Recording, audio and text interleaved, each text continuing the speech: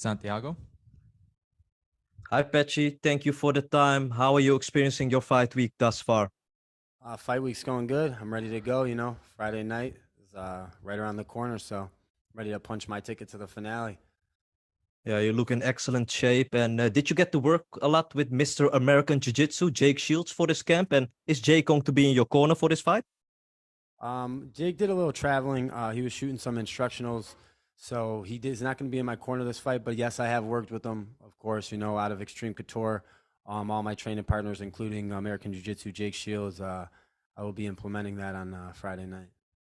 Yeah, he is great. And did you watch Magomed his last fight against Enrique Barzola? And what did you make of his performance? Yeah, I watched Magomed's last fight. I sat cage side for it. I thought it was a stellar performance. Back and forth fight. He showed the true heart of a champion and came out with a guillotine submission in the fourth round. Testament of his heart. Great fight. Patchy, you of course fought in Japan yourself, and you choked the guy out there like it was nothing. There's this big Bellator versus Ryzen card coming up in Japan. What was your first reaction when you heard this big news? I was excited, man. Ryzen 40. I fought on Ryzen 20. It was a historical night.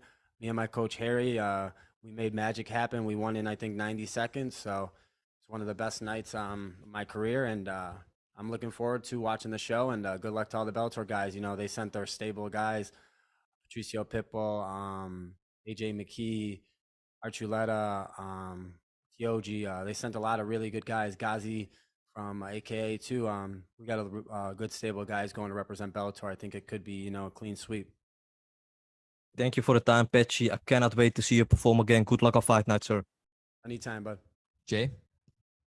Hey, Patchy, thanks very much. I asked Magomed this earlier, but when it comes to motivation for this fight, you've obviously got the potential of a spot in the tournament final and the belt and the $1 million. Which for you means more at this stage of your career? Is it the money or is it the title? They both come together, so I guess they're equal meaning to me. But I really, really want the belt. Having an opportunity at it and falling short, a round short, experience that you can't get. I went to 6, 7, 8, 9, 10, 11, 12 and 0. I fought all those fights. I'm an experienced veteran now, and the title means everything. Having the second chance at it. I got to earn my shot. Friday night, I earned my shot at the belt. And then my next fight, I'm going to get it.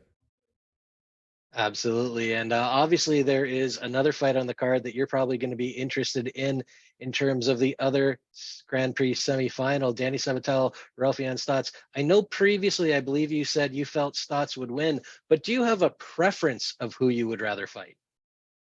I want to fight the best fighter. Stots, if you look at him on paper, he's a lot better than Sabatello. I mean, if Sabatello can stall him out, hug his way to a decision, I don't mind fighting him. But I want to fight the best guy. I feel like, the hardcore MMA fans, the people that are involved in this sport really, Raufeon Stots is a highly touted name, and I want that name on my record. So I want to get Maga and I want to get Stots, in a perfect world. But I'm laser focused on Friday night, and until I get through Magomedov, I'm not looking, past that.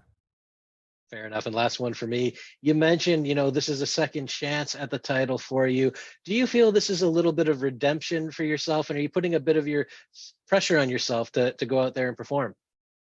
It's the same pressure as last fight. I'm coming off of, the tournament favorite to be the winner, Kyoji Horiguchi, former champion. I had the same pressure last fight. But I'm made through pressure. Me having a shot back at this is everything to me, me, myself, personally. I'm 16-1, and I have an asterisk with that one. I'm one round removed from winning that fight. In my eyes, I really could be 17-0 with minor adjustments. So this is my chance to prove it to myself. I go out there, put on the performance of my life, go finish this guy, and make a statement for my name, Patchy Mix, one of the best bantamweights in the world. Absolutely. Well, looking forward to this Friday. Best of luck. Dylan Rush. Hey, Patchy, Dylan Rush here. We know you've been all around the country for this training camp. A lot of time at Extreme Couture in Las Vegas. You went out to California with Juan Archuleta. But how did it feel to be back home this weekend in Buffalo, New York, and coach that wrestling tournament this past weekend at Sweet Home High School? Thank you, Dylan, man. You're one of the best, man. I love to talk to you. it was good to be back, man. I seen Don Lilly himself. I helped him coach the tournament. I helped, even just from picking up food and selling food in the tournament, man. I was doing everything. So it was good to be back around the kids. It was good to see them competing, and it was just what I needed before I went to competition myself. It was a good little reset to go home, see my family, see the kids I coach, and just be ready to go out there firing on all cylinders on Friday. Much respect. Shout out Don Skrilly. And I wanted to ask you about another one of your coaches, Mr. Harry St. Ledger. You mentioned him a couple times. Is he still at Jackson Wink, or is he somewhere else now? And what can you tell me about him, how he's influenced you for this camp and throughout your career? Harry's moved a little bit around since Jackson. I think he moved out of Albuquerque, but he's still in my corner. He's affected my career big time. He's right over there watching me right now. He'll be here this Friday with me when I go to War. But I got my brown belt underneath him. My jiu-jitsu, I've been working with him since I was 4 or 5-0. Over 10 fights, over 10 accomplished missions.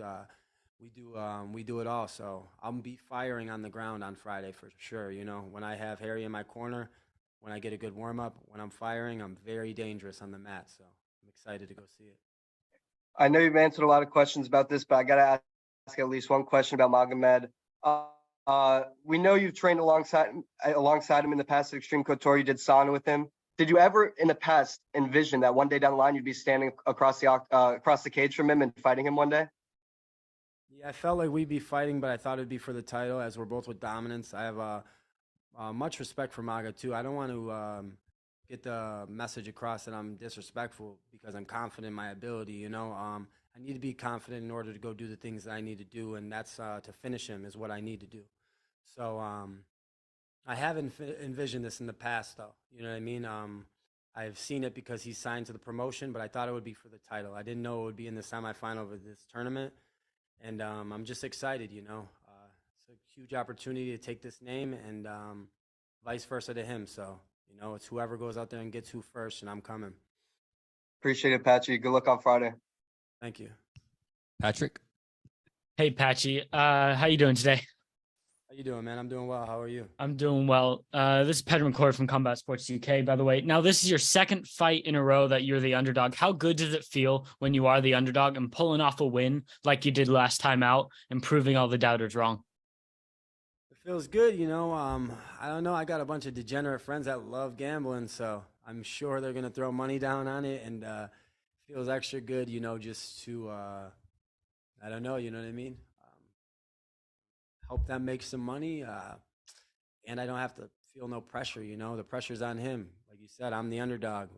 He's got the big name here, so I'm looking to go take it. And how do you see your style matching up with either the winner of Stots or Sabatello? I think I match up very well with both of them. Both styles, they fit right into my game. I feel like I could submit Sabatello 100 out of 100 times. He's absolute trash and he sucks. And I feel like, I could submit Stots as well and dominate him on the mat. So I'm excited for both matchups. The most important thing is this Friday. That's the only thing I'm really focused on, the only thing that's really in my mind. So to think past Magomed would be foolish. And that's my goal right now is him, Friday night. All right, man. Looking forward to seeing you perform on Friday. Good luck. Thank you. Ken?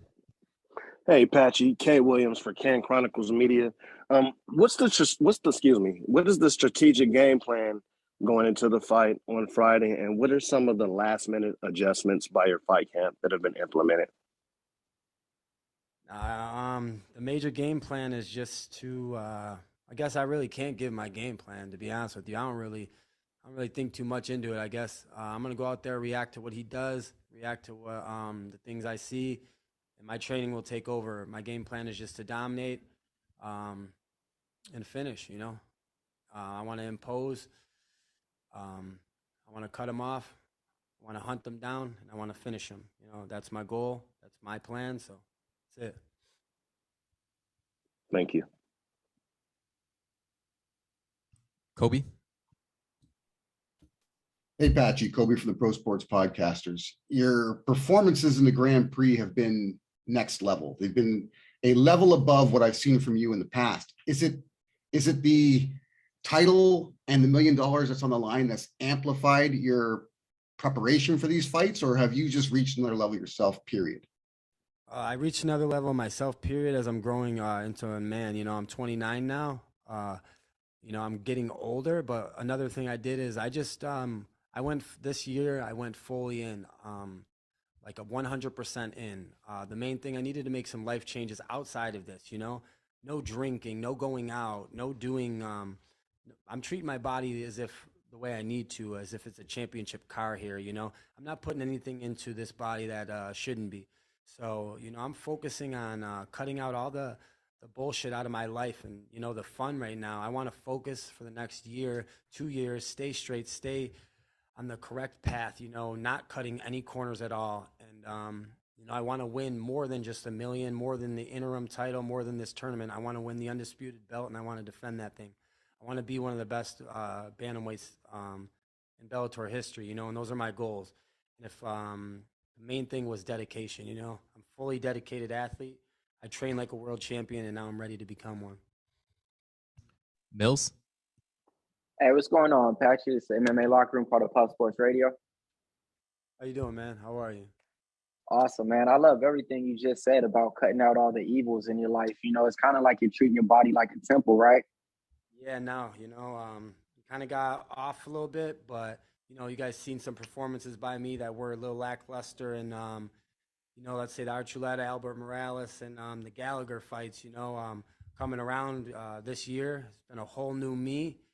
And I think that people seen it in the Horiguchi fight, and they will definitely see it in this Magomed fight come Friday. Definitely. And then another thing would be, you know, we got a high-level jiu-jitsu fighter like yourself going against a high-level grappler, Dagestani wrestler. Which one's going to be superior? We'll see Friday night. I'm very confident in my ability, and I'm a hybrid. I'm not just a jiu-jitsu guy. You know, I've come from wrestling. I'm an American wrestler with a very high-level jiu-jitsu training. So I'm a double threat. Thank you for your time, Patchy. Thank you.